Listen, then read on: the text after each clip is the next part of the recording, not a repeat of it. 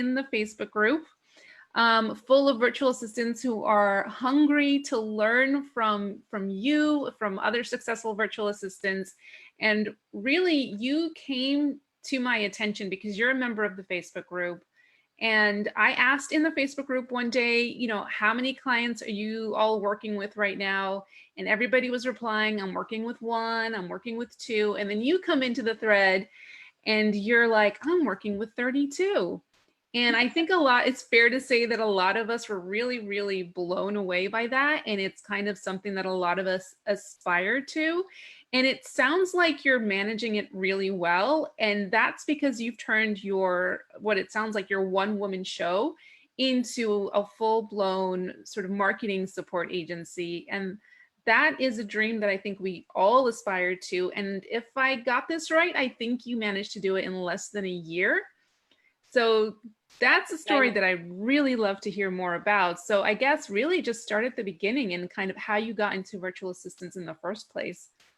Yeah, thank you so much for having me. I'm super excited to tell this story because I think that there's a lot of like foggy, mystic confusion around how to do this. And I'm just here to say anyone can do this if you have the right roadmap and the right tools. And I just like love what you're doing because everyone I work with needs a VA, and every business owner could literally scale their business with a VA. And I'm just so grateful that there's a resource here I can funnel people towards. So I come from a traditional marketing background. I was in the nonprofit sector for like 15 years. The nonprofit sector is kind of brutal. It kind of like chews up and spits you out. It's a beautiful, beautiful sector. But I definitely reached burnout, you know, a few years ago and just kind of kept trudging through. I was already planning on moving to the East Coast because my now husband was living out here. I'm from California originally. And as I was making that transition, I was just thinking like, I know that I want to support business owners and particularly women owned businesses through my marketing, through social media management, through communications, through email marketing, because that's what I had been doing for so many years. And actually, I made a connection that a nonprofit and a startup female business are so similar. Like they want their resources free, they want them simple, they want them now, they want these big results. And so I had all of this experience of how to market for basically for free, because in the nonprofit world, that's what you're expected to do. Yeah. So I started picking up, I started with just social media management clients. And then I realized I was like, okay, this is actually like a lot of work and this is great. But my thinking from my previous experience is so much around systems. And I was like, okay, there's got to be a way that I can do this and I can do this more and I can do this better, because I started getting more and more coaching clients. And as I was getting one-on-one coaching clients, I realized, oh, my passion is in coaching, but the social media management is a great like business model. So I just took some time and I met with someone who was running a marketing agency, and I paid for one of her like strategic coaching sessions. It was like $200. It was literally like the best $200 I've ever spent in my business. And she just told me exactly what to do on who to hire. And I was like, what? I can't hire someone? Like, that's crazy. And I use the word hire like loosely, because really that person in my business she's still a contractor. She's a freelancer. I'm technically her client, you know, in the business structure, but I found like the right person to bring in and become a social media manager on my behalf.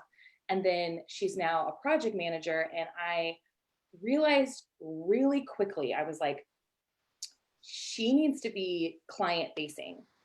And that, if you hear anything else, like that is a mindset shift. It's actually not like a tactic or strategy. It's a mindset shift, because I think when you come from this like world of solo entrepreneurial, if you are the one woman show, I think that there's a really natural, normal, okay fear to be like, oh, if she talks to my clients and they might hire her instead of me, she might take them or something, which is this competitive piece of noise that we all deal with. That's not true.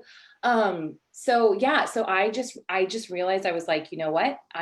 For every 5 new clients, I'm going to bring in a new team member, and those new team members are going to have diversified skills. And then I'm going to start selling their skills, and I'm going to start driving more and more depth into each client. So instead of having 90 clients doing one service, I'd rather have 10 clients doing 9 services. That's easier to manage, because like the client management piece is the hardest piece, not the actual marketing. So this was just, this was just in May that I brought her on. And wow. yeah, but I was determined to create the agency branding and the agency messaging and the agency marketing. And I started building before I started talking about having an agency before I had the client roster to justify it. And that was also like a big mindset shift.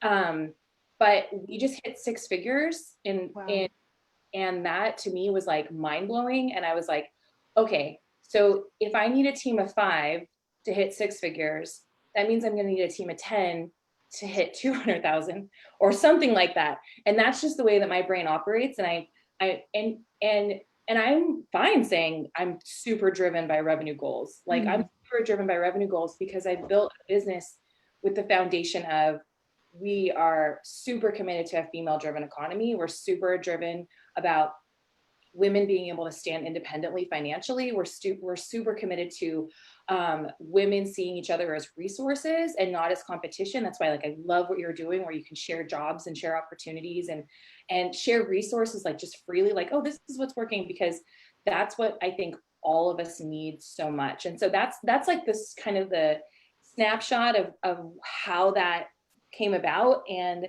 I've just like been on fire for it. Like, I'm like, I want to teach everyone how to scale to an agency, like stop being a single solo media marketing manager. Like, that is going to burn you out and you're not going to make enough money eventually. So. Absolutely. And I have so many questions right now. Like, first of all, you may have already gone over this, but I feel like I need to get some time scale into this. So when did you actually sort of get your first client as a solo virtual assistant? So my first client came to me a year ago in October. I was still living in California, and he's my only male client, which is hilarious. And he's a realtor, and he had a great budget. And I said, I'm just going to manage all your social media. And it was great because I was stair stepping out of my nonprofit. I had 2 clients. Okay, I don't want to get muddy, but I was managing a storefront social media for like a year before. But yeah, anyway, so I had like 2 clients, but she was not paying enough. So okay, the one, I guess the juicy one, the one who had a good budget. How did you find him? So he actually knew me in the nonprofit world. So it was a super, super like relational, like he knew what I was doing. He was like a friend of a friend. And most of my clients at first started in that like inner circle bubble. Like I'll never forget the day that like a cold call, kind of just like a lead, came just from the website. I was like, I don't even know this person and they're going to work with us. Yay. Like when they weren't like a friend of a friend or a neighbor or, something like that. So that was literally a year ago. That's insane. So you hadn't done any marketing, you hadn't done any sort of brand building to get that first client. It was just from your personal network. I had no website. I still don't have a business card. COVID. I'm like, who needs a business card? I had no website. I had no logo. And then I agonized over a logo for so long. And then I'm not even using that logo. I mean, I've spent probably like $2,000 in branding that isn't even being used at this point. Wow. And that's a point that is important to say, like, you don't have to look like a business to be a business. Like, I don't want to look like a business. I want to have paying clients. Like, I am a business if someone's paying me. And if you're doing a good job and that client loves you, they are going to be your social proof. His social media looks so good, and his real estate business is like taking off, that like everyone's like, who's doing your marketing? And he's like, yeah, go, like, work with them. Like, so it happened. It feels like it happened like I was walking in molasses because the work was so hard. And I say that like having to figure every single thing out and not knowing how to do it was hard. But in reality, it feels like it just is like here. And it was just this past year was just a lot of work. And now we're like rolling. Wow. So I always say I completely agree with you. The best marketing you can do is just providing an awesome client experience for your current clients, because they'll just go out and spread the word for you and refer their network to you. So that is honestly the best kind of marketing you can do. So you've obviously got that down. But it's really exciting and interesting to hear that it sounds like you wanted to build an agency before you even got your first client. So you knew from the get-go that this was going to turn into an agency. I think that Um, I so think that I realized after working with that first client, I was like, oh, I can do this. Like I should open it. This should be an agency. Like I don't think that I really came into it thinking I'm going to manage people's social media and then just travel with my husband around because he travels too. And mhm. and that's hilarious now in like the year of COVID and all the things like Yeah, that's funny on so many levels of like travel, like it's not even a thing, but we're all yeah, grounded planes right now. yeah, yeah, totally. So you made your first hire this May, which was kind of like 6 months after you got your first client, more or less 7, 8 months. Yeah. What so it's a scary prospect, like bringing on your first hire. What kind of hesitations did you have around hiring someone? My hesitation definitely, and it still is, you know, it's not a fear that goes away. Any good business owner will always be thinking of this, is that like, what if, you know, and actually contractually this could never happen, but what if everyone leaves? What if all the clients leave at once, right? Mhm. And then I am responsible for these women's, you know, pay um, and you know, having in their income. And so that was like that was the big fear. But Mhm. then, you know, my approach to bringing on a team and building a team um, is so much more about being really transparent with the team and saying like, this is what I'm building. Do you want to build it with me? Like, we're going to build this brand that's bigger than like my face, that's bigger than me as the marketing person. Like, we're going to create this big brand for female owned businesses that's going to look different and act different. And it's going to be affordable for every startup female business. And do you want to be a part of that? And then I started having conversations around what do you want to do in that building? And so I think once I started having like more transparent conversations about revenue and about my ideas and not keeping them all to myself because I'm not like afraid. I will say everyone on my team signed an NDA, and that was something that someone suggested to me. And I know that seems kind of crazy because it's like, why would you need that? But we are as like monetarily valuable as our ideas in the creative space. And so that's something I super suggest. And if anyone needs an NDA, I have a blank template. Anyone can have it. Have everyone sign it. But I also started to think about their pay differently, which this is a lot of people do this, but I give them a percentage of each client contract. And so Okay. so instead of paying someone hourly or paying them on a monthly stipend, depending, I let them kind of determine if they want, do you want to track your hours? Do you want to pay monthly? Because I know that there's a whole bunch of different schools of thought on that. I knew I wanted them to feel like they have ownership in some of these clients. And so I would start giving them percentages of client contracts.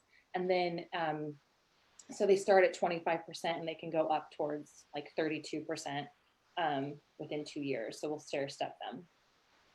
So are your clients, are they coming on sort of hourly packages? Are they project-based prices? Uh, are you willing to divulge that information? Like, Yeah, how does that? they're monthly packages. Mhm. Our clients pay roughly anywhere between 1,000 and 1,500, which I still think is on the low scale for full scale social media management. And when I talk about my agency, like to me, the agency is kind of split in these two categories. There's the front facing social media management, which is like the bread and the butter. And then there's the other side, which is like my like coaching courses, summer marketing camp, like all these other big dreamy ideas, products, shop, you know, all the other things, passive income stuff. Um, and I actually just hired an integrator to manage all of that side, because I realized like she's basically a VA, and I'm like, I can't. Like, please chase me down and like make me answer an email and follow a task list. But the agency side is really interesting because for social media managers, it's super, super, super important to, and I know we've all heard this, but you really need to sit down and just write it out. You need to tier your services. You need to have an entry level price and it should not be less than 500. It should not be less than $700, because take $700, take 30% to taxes, take 20% to self-employment taxes, take $100 for all the platforms you pay for, and then what are you're literally not getting paid. So like 700 is still pretty low, but 700 would be like, you write all your captions and then we put it together, or like we just do the design work and then plug it in and keep your feed aesthetic and strategically driven, and then you write the caption. Like, you basically need to tier your services where the first tier should always be like a done with you, and then the top tier would be like completely done for you. And most business owners are going to be really excited about some part of social media management. Like, maybe they love writing, but they just hate being on their phone, or maybe they actually like have a great graphic designer as a neighbor and they have all the design work. This whole like, we can do it all and you can completely step away from your social media, like, really doesn't exist. And I tell my clients all the time, like, that's actually a poor business move. Like, you should never give your social media off you should at least be answering DMs and comments or something engaging. But so most, I would say, like, out of right now, our full service client roster is around 12. And then I have about 30 separate like coaching type clients. But in those 12, I would say 80% are paying over $1,000. And the 20% that are paying under $1,000 are really like the exception that I made. And I gave them a discount because I was like, okay, this is like a strategic choice to work with you, because either you're in an industry, or if you're a realtor, any realtor, will give a discount to. You know why? Why? Because they have these links called Zillow, and you literally don't have to do like anything to get the content. Like, it's already written. Like, everyone should go be social media manager for real estate agents. It may not be the most like glamorous, but if you're just getting started, it's a great place because they have the budget, they have the revenue, they're super trained to like pay for marketing. So real estate agents, and they're internally networked to so many other agents. So I'm like, oh yeah, I'll work with you for like a discounted price, because you're probably going to bring me like 7 clients, and that's what we've kind of seen. And yeah. Guys, you heard it here. I think we've talked about it before, but that is such a good shout, Mariah. Real estate agents they have the budgets, they have the network, they have the content, they have a lucrative business kind of anyway. So definitely try to see if you can target real estate agents for sure. And every country has them, and they all need help. And they need you. It's not like this exploitive thing I'm saying. I'm not saying like, oh, go in there and get them. Like, they really need you because they're just like you. They seem like they're part of like a big company, but they're really a solo entrepreneur, and they're really managing so many hats. And if you can get them one transaction from their social media management marketing, like, that will pay for you for the year. And so that's like the way that you pitch it. Like, if I'm from California, where the houses are crazy expensive, but if they make a $12,000 what's it called, commission, you're good. You're done for the year, and you're a write-off for them. True. And that's what you should tell them. You should tell every business, I'm a write-off. Totally. Do you think there's something specific that our virtual assistants can do to kind of appeal to real estate agents if they did want to target that group? Yeah, I think the best thing to do is to find anyone in real estate. I feel like we all know a realtor, and say, hey, you're a part of this bigger agency that has like 30 real estate agents or 100 real estate agents, or say you work for like Keller Williams, which is like a global brand, and they have these like monthly, quarterly, they probably have them going on more now. They have these big all company-wide meetings. And a lot of times at these big meetings, they have presenters coming in and doing skill building presentations. So I've gotten the majority of my real estate clients by just going in and partnering with one real estate agent, David Lang Real Estate. And every other month I go in and teach like a resiliency, because of COVID, a marketing resiliency course.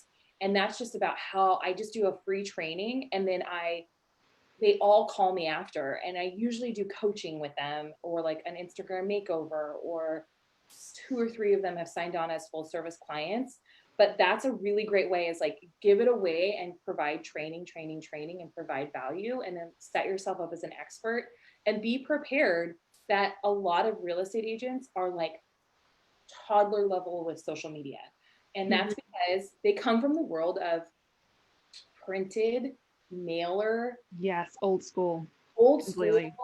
Signs on the road, like, and they are forced in this new year, they're forced to really focus on their digital footprint. So that's a great place to target. And if you don't get like excited, because I know we're all like niche to get rich, you know, but if you don't get like excited about real estate, like get excited that that contract is going to feed your business to then find your like dream clients, you know, like that's how you can kind of transfer that. Because you know, that's for me, like I would way rather work with like a first time female who's just like, yeah, how do I do it, you know? I love that. I love that. Yeah. Marsha's asking the question, does that apply in the UK as well? I presume, Marsha, you're asking about real estate agents. I think it might be a little bit different in the UK, because we don't have real estate agents as kind of single individuals in the same way in the US you have kind of real estate agents who kind of, they work for companies, but they're kind of like licensed agents that kind of work on their own as well. Am I getting that right, Mariah? I feel like they're sole proprietors. They're like 1099. Yeah. I don't know if we have like that kind of setup here in the UK. I'm not an expert, I have to say. So I'll definitely look into it, Marsha, but I think, yeah, I'll look into it and get back to you. But I don't think it is exactly the same kind of setup. It may not be, but I will say that every real estate company will want their realtors to be developing like a personal brand, because it's going to be more. So even if they're paying you differently, like maybe you're not like I'm a write-off, you know, maybe you're not a write-off, but it could potentially be that you work with the CEO or the chief marketing officer in that real estate company and say, hey, I really want to support your realtors. I'm going to offer you, you know, for $500, I'm going to offer you 3 trainings this quarter, or something like that. That's too many trainings for only $500, but that could potentially be like a good inroad for coaching clients, and for you supporting them in a consulting kind of way of like, this is what you should do, this is how you should do it. And then they would still be paying you out of like marketing dollars. But the structure might be different. And did you get formal social media management training in any way, or did you kind of gain all your skills from working in the nonprofit space? So I'm really lucky. I got formal training. I have a background in marketing. I have my first one of my first roles in the nonprofit world. I had a CEO who was super committed to our professional development, and so she sent me to like every single conference that year, like every national conference. Like I don't know how we had the budget for that now that I'm like down the road, but I was able to take so many trainings and like continue like professional development. But my background, my education has a marketing focus, and so I'm lucky in that sense. I know that a lot of people definitely like love social media and they create a side hustle out of their love of it. And my suggestion is you should definitely take some sort of course. And I don't think that you should take a course from like another coach per se. I think that you should look for some sort of like marketing 101, like online school, like just having some foundational marketing background will really help you around using the right terms. I see your little, I saw him. My son has come to say hi. Hi. Yeah. Okay. That's really solid advice. I think definitely I agree. Because all of your clients are going to want, even if they're hiring you for social media management, they're not thinking of you as just like any VA, right? They're not thinking of you as like just the social media manager, which there's no such thing as just. They're thinking of you as like the marketing expert. And so they're going to eventually be asking you about, how do you build this campaign? Should I start an email list? Blah, blah, blah. Like, I really need like a full scale marketing plan. And the first thing I will say to you is like, that's not in the scope. Charge for that time. Like, you are not, like, if they're hiring you as a social media manager, virtual assistant, and now they want you to like develop like a full business marketing plan, like, great. That'll cost you $1,200. I love that. There is so much scope creep like that when it comes to hiring a virtual assistant. A lot of people think they're hiring a coach and they're asking for like strategy advice and like to make a business plan and like marketing advice. But dude, you need to like pay for that. That is, if you're gonna hire me to do your strategy, that comes at a price. And I think a lot of educating needs to happen with these business owners to just to let them know that that's not what VAs are hired to do. If you want consulting, that comes with a price. So yeah, and really just start to like get comfortable saying, that's such a great idea. I totally agree. This seems like a really missing piece to making this even more successful. My hourly rate for onboarded clients is $85 an hour. I mean, or is $55 an hour, or is, and then I always like to say, because I'm in marketing, like, and that normally is $100, that's a $25 discount or something like that.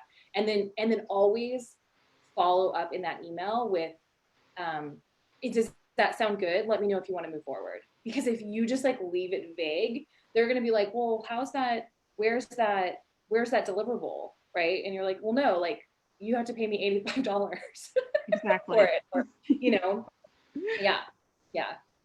That's such like, you have to train them. You have to train them. Like, completely. The other way around. I know. You talk about that so much, like, and it's hard. It's hard because you know what? Like, not everyone's outgoing.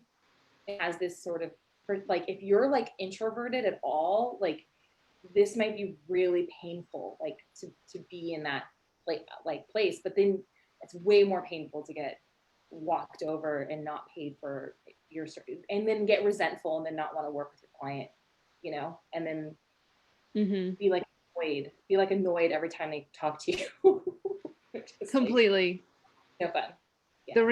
The resentment is real. So you need to get comfortable. I love that. You just need to get comfortable with asking for more if they're asking for more than what you guys agreed to do for them.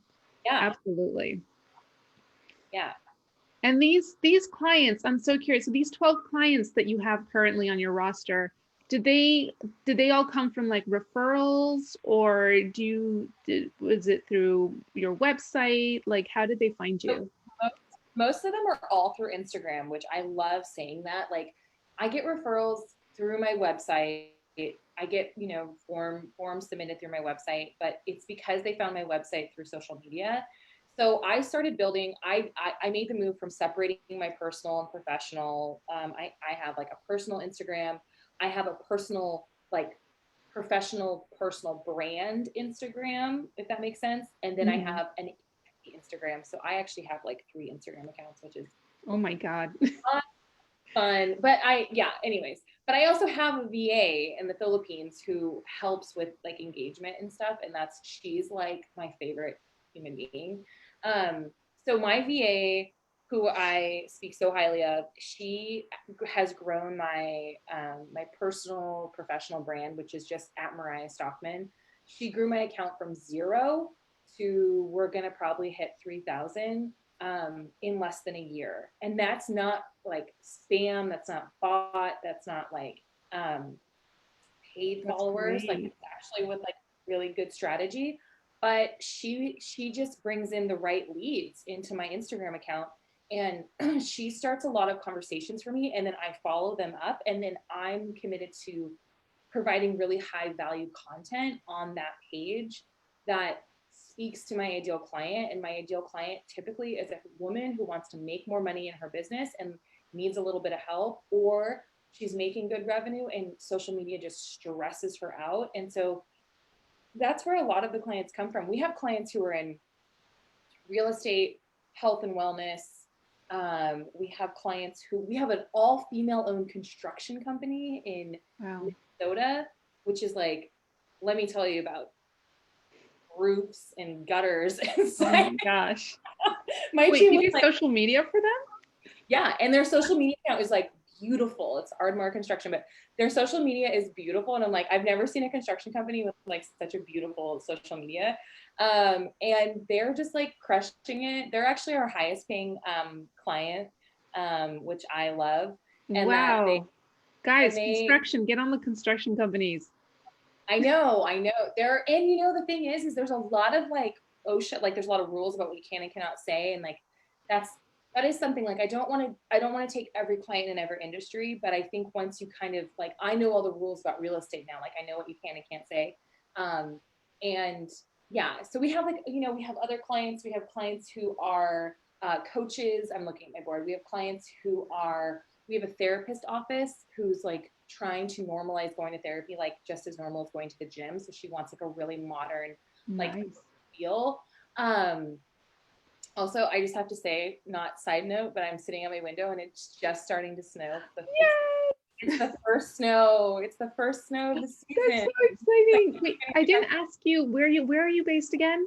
I'm in right outside of DC in northern Virginia in the United States. Yeah. Great.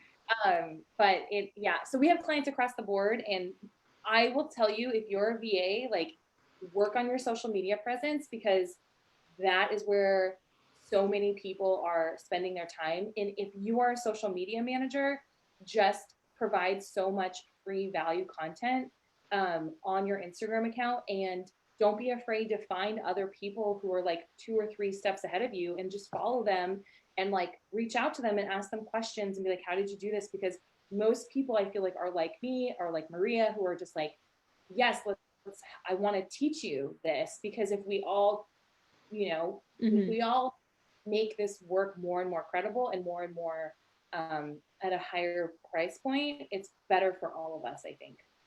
Oh, amen. Absolutely. Yeah. Guys, if you're watching, even if you're watching the replay, do comment below, ask your questions. Yeah, give your feedback. We are here, we're listening, we're watching.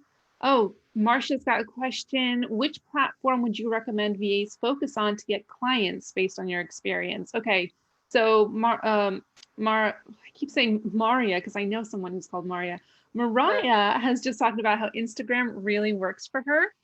And it's a great way to build relationships. And I don't know if you have anything else to add to that as to the platform to get the best client.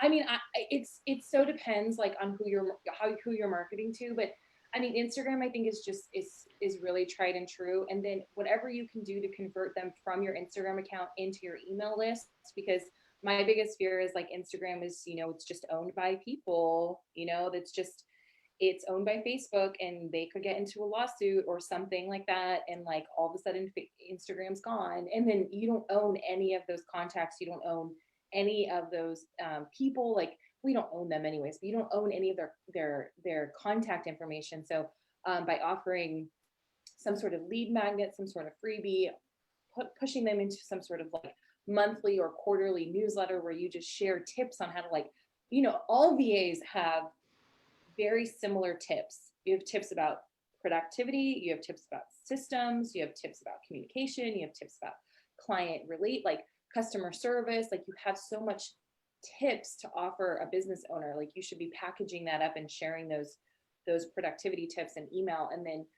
then I would think like, you know, creating some sort of urgency of like only one spot left on my overflowing client roster of you know, speak into life the business you want to build.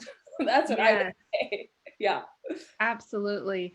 But I guess it takes, for someone who isn't on social media already, who doesn't have an audience, I guess it takes a little bit of pre-planning. You just need a lead up to kind of get to that point where you are actually getting clients from Instagram.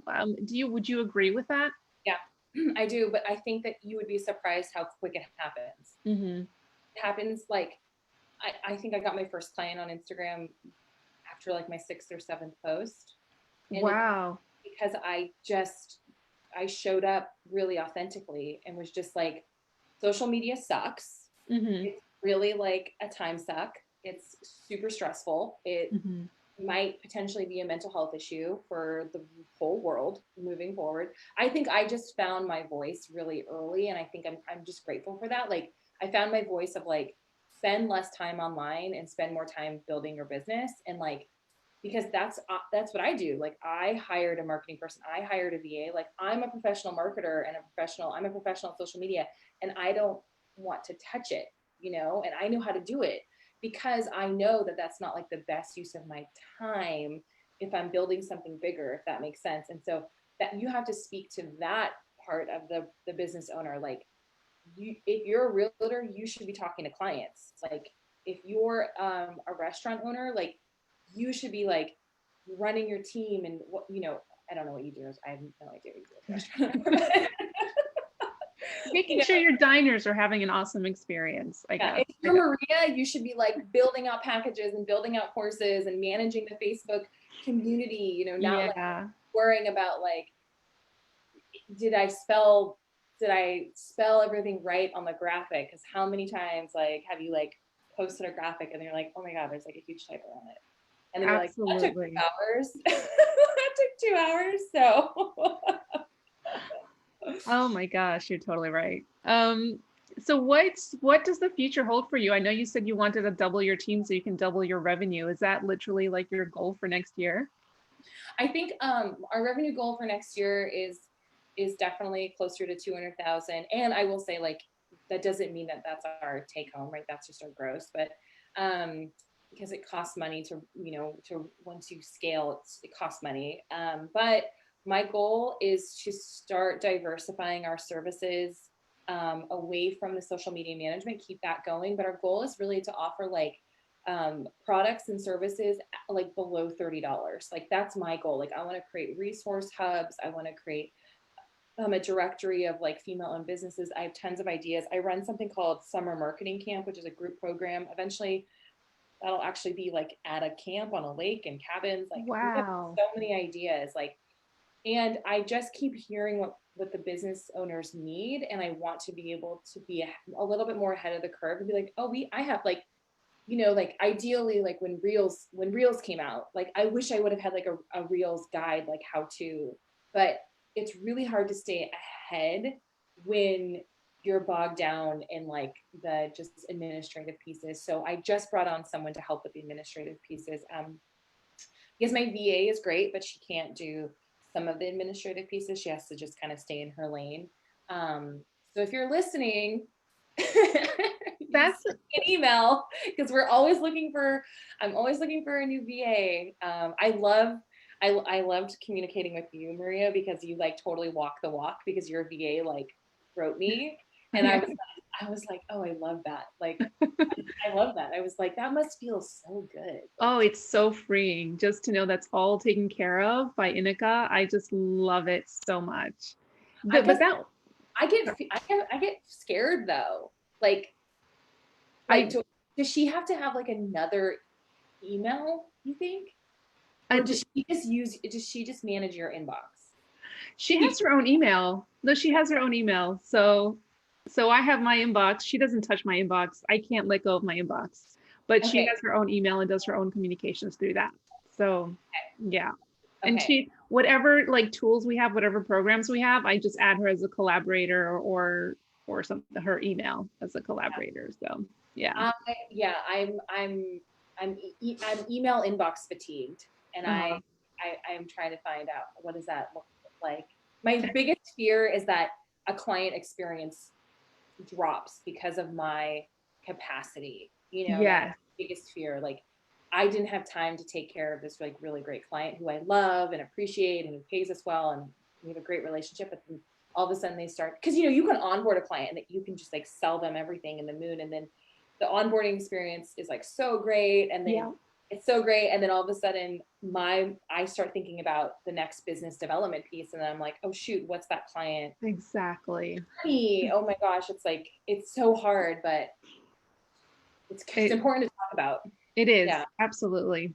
But one thing I did want to ask before I forget is, how do you find your virtual assistants? I know you put a call out to our group just now, but how did you find your team that you've built now? Okay, so I got super lucky. My project manager, who's now a social media manager, I'm actually going to make her an director of operations probably by next year. I'm really excited. We're moving away. We're incorporating, so we'll be a legit incorporation starting January 1.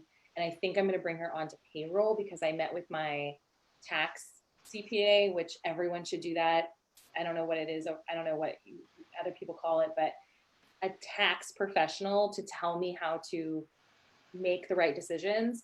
And he just said to me, like, we're at a good place to probably save money by bringing someone on to actual payroll. And I feel good about that because it feels way more equitable and in integrity of like, the freelance life is hard. And so like, I would rather be paying someone's employment taxes. Like that's a goal of mine. But she actually was a client of mine. She was a client of mine and she wanted an Instagram makeover. And then as I was like working with her, I was like, what's this whole other part of your business that you do? And she goes, oh, I'm a social media manager for this platform called Rising Tide and Honeybook, which has like 300,000 followers. And I was like, what? You like, that's you doing? I was like, do you want another job? Like, and I will say, it was so much, yes, the skill set was there, but it was so much about the personality fit. Like it was so good. Like I feel like I scored because I was like, if you ever have the what's it called, intuition, that you're like, oh, I just really want to, they're smart, I really want to work with them, just keep them close. Like keep them close because that intuition is probably really spot on. And she's just like a go-getter. And I didn't even know that she would be so good at client facing, but then she ended up having this whole like, she loves emailing and she loves checking in and she's super good at like, she's a great copywriter. So she just knows every single thing about my business and I just tell her it all. But I started realizing that then we brought a graphic designer and we've transitioned into a new one. So we've gone through 2 graphic designers at this point because that's a really hard role to fill in social media land because you could be producing anywhere between up to like 1,500 graphics a year on social because it's such a content machine. So we have to find a really good graphic designer. And then I brought in an intern who we just started paying, which I'm great. So I brought in an intern. I actually bought a social media management course, like a intro course from a larger marketing company. And I had her spend the summer taking courses like as an intern. And so I was like, here, because guess what? I don't actually have the time to train you, but you should watch all these courses, watch these courses on Instagram, watch these courses on Pinterest, watch these courses on list building. And so I was like, as soon as I felt like she was good to start, like on her own, then I was like, okay, we're going to pay you. Because my whole goal is like, I just want to pay everyone. I want everyone to be paid. It's a great goal. Well, yeah, because I'm like, I just feel like you get what you pay for. And like, I want people to feel like they can stay. And then I want them to like grow this thing. And then hiring an integrator, which I think might be the same as a virtual assistant-ish, has been like life changing for me. Like she basically listens to me. She hears all my ideas and then she goes into our Asana, into our task management system, and she creates timelines and makes all the project plans and then chases me down. That's right? dreamy. It's like, I was like, I can't believe I'm paying you to chase me down. This is so great. It's like we kind of like started our own business because we don't want to have a boss and like someone breathing down our neck. But sometimes you kind of do want someone to tell you what to do, right? Yeah. Yeah. I mean, my best friend came out to visit, which was, we had to make that decision with the world and everything, but I hadn't seen her in a year and I just moved away. And so she finally came out to visit. And I will say it was so liberating to be like, I have no like PTO, I have no one to check, I have no manager, I have no like, I could just tell my team like, what do you need from me? I'm offline completely for 5 days. We're offline completely for 2 weeks over the holidays. That is like super liberating. But I will not lie to people and be like, after those 5 days ended, like I definitely had to put in longer hours. But it's like, it feels so much more worth it, because I was like, I can do that as much as I want and whenever I want, you know, and as long as my team is like happy, then I know like my clients are happy. So I will say the last thing I think we should talk about though is like the biggest investment that I made in my business early on was a CRM, was a system, was like, if you were still handwriting invoices and like handwriting proposals and scoping out a project and then like typing it up each time, if you are like manually sending anything like contracts, like stop what you're doing, look for a CRM. Like I swear by Dubsado. Some people love Honeybook. There's tons of them out there. But like as soon as someone sends me a virtual coffee request, and then it's like Brilliant. It's magic. is automated. And Mm-hmm. like you are a client-based business, like, and you actually want to have more than 2 or 3 clients, you have to automate, because you're Yeah. not paid to write those proposals, you know, like you Yeah. have to think about it. Like and how many times do you have a great discovery call with someone and then you're like, yeah, and then you're like, I don't have time to write the proposal, and then like 1 day passes and then 3 day passes and then and then you don't scope the work and you don't communicate. You just left money. You're like, bye. Completely. Like, yeah. And then they It's, think you're a flake and like, you know. that is a fantastic tip, guys. Get on your CRM right now. Dubsado, Honeybook, 17 Hats, I think does it. Yeah. There's so many good ones out there. So there's no excuse. And a lot of them have free plans. Like Dubsado's free for up to 2 clients, I think. So Yep. even if you don't have paying clients yet, just get yourself set up on one. And then you're good to go when you do get that client. And YouTube has so many free videos on how to put it all together. Yeah. You know, but and we have a few Dubsado experts in this group. I think Sarah Lee Day, Helena. I don't know if Helena you use Dubsado, but we do have. So you definitely can ask this group for questions and help. That was my first, I was just going to say, my first big investment was I hired a Dubsado expert to come in and listen to all my processes, all my workflows, all my contracts, all my pricing. Like she just did it all for me because the tech scared me. Yeah. I was like, you know what? Like this feels expensive, but if, again, like the realtor, if I get one client because my processes and my systems look more professional, it'll have paid for itself. And now, actually, funny full circle, now that Dubsado expert, we manage her social media. And so she's at a discounted price. So that's a great example of someone who I strategically decided to discount her monthly service because she's around to help us with our like Dubsado backend steps if we need it, but also she works, her ideal clients are my ideal clients. They're all amazing coaches and marketing, you know, people and like yeah. So I love it. Great example of a discount that we did. I love it. Yeah. Mariah, I keep saying Mariah. I'm super Mariah like Carrie. Thank you so much for your time, guys. This has been an amazing conversation. You've dropped so much value. It's if you're watching the replay, please stick all the way through because there's so much good stuff in this conversation. Where can we learn more about you? Where can we sign up for your email list? How do we stalk you? Yeah, Mariah Stockman on Instagram is really great. Miss Creative Co. is our agency, mariahstockman.com. We're launching a new website in a few weeks, so I'm super excited. Also, we're going to be dropping a directory, a female-owned business directory. So if you want to be listed on that directory, or if you want to know more about that, we want to have more resources. Right now on my Instagram, I have a coaching, marketing biz bundle coaching session around just looking at your social media and helping to better define it so you can attract your ideal client. So that's at Mariah Stockman on Instagram. That's the best place. I follow Maria, so if you go to her followers, you'll find me there. And yeah, I'd love to hear more about what you do and how you want to scale into an agency model. That's my bread and butter right now. So I love this. I love this. And if you ever think of a great VA, send them my way. If you guys have any recommendations, or if you want to learn more about how Mariah works, then please do get in touch with her. And if you're it to yourself, Maria. I know.